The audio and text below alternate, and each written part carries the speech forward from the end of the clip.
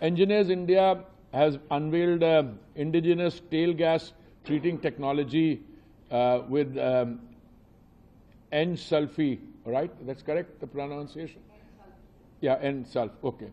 Then several other things have taken place. We have launched the Naya Bharat ka Naya cylinder, a light composite cylinder, which was launched today. You would have seen it. It came out when you pressed the button. The Chief Minister of Goa was there. Launch of indigenously developed hydrogen-powered drone. This one has an endurance of 1.5 hours flying.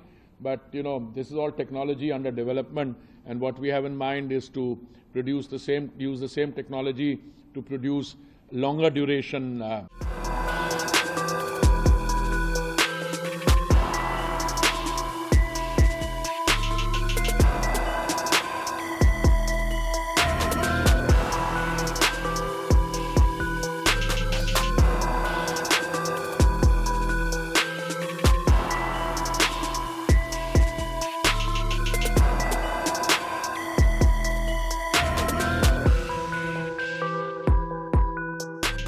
I can talk about green hydrogen. You see, a lot of countries chose a path where they would go to other, transition periods and then go to green. Whereas my understanding is that when PM announced from the ramparts of the Red Fort, when he was addressing the nation, he talked about a green hydrogen mission directly. And I recall there were 2-3 components to that. One is that the government's own pursuance of green hydrogen was, I think, segmented into 6 different ministries. Petroleum and natural gas was one of them. I should like to think, but since I am the petroleum and natural gas minister, that our ministry has really made remarkable progress on that. I mean, we have done 2 or 3 things.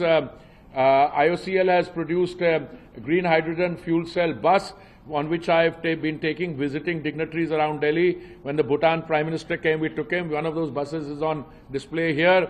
Today they were displaying green hydrogen fuel cell, those golf carts, a drone powered by a green hydrogen. But I think the more remarkable thing is that we not only had the 6 ministries or 6 government department demarcation, we also introduced a PLI scheme, I think 19,700 crores, out of which we were able to get money for electrolyzer manufacturers, and that's been, I think, fully exhausted, the PLI scheme on the electrolyzer part. Secondly, I think we have succeeded in bringing the cost of green hydrogen down. I'll share with you very frankly, when I first had a conversation with the American Energy Secretary, Jennifer Greenhalgh, she talked, and this is very new when I was in 2021, she talked about 1 for 1 for 1. What she meant was 1 kilo of green hydrogen for $1 in a period of 10 years. Now that seemed a long haul, because when I looked around the world, I found that the cheapest rate on 1 kilo of green hydrogen was something like $5.43, which was somewhere where in Australia somebody had got it. So we issued, we took that up as a challenge. We issued 3 tenders, and we have brought the price down from $5.53.